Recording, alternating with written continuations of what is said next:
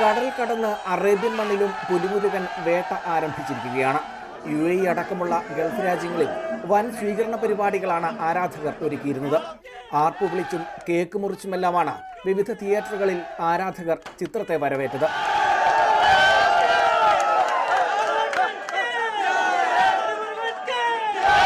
തിയേറ്ററിനുള്ളിലും ആരാധകർ ഇളകിമറിഞ്ഞു.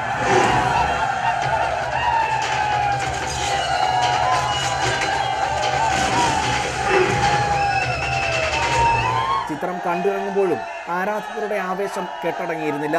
പുലിമുരുകൻ തകർത്തുവെന്നാണ് ഗൾഫിലെ പ്രേക്ഷകരുടെയും അഭിപ്രായം.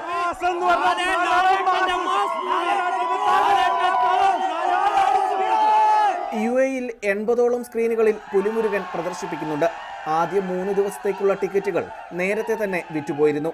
UAE-യിൽ എല്ലാ ഷോയും പുലിമുരുകൻ ഫുള്ളായിട്ട് ഓടിക്കൊണ്ടിരിക്കുന്നു. ഇന്നും നാളെയൊക്കെ ഹൗസ്ഫുൾ ആയിട്ടുണ്ട്. ഫാമിലിയൊക്കെ വന്നാൽ അവരെ തിരിച്ചുവിടാതെ അവർക്ക് ടിക്കറ്റ് കൊടുക്കാൻ വേണ്ടിയിട്ടൊരു സൗകര്യം ഒരുക്കിയിട്ടുണ്ട്. ഇനിയുള്ള 2 ആഴ്ചക്കാലം പുലിമുരുകൻ ഗൾഫിൽ തകർത്തോടുമെന്നാണ് വിതരണക്കാരുടെ പ്രതീക്ഷ. ക്യാമറമാൻ വിജയ് ശമ്പാടിക്കൊപ്പം ഷിജോ ജോസ്, റിപ്പോർട്ടർ, ദുബായ്.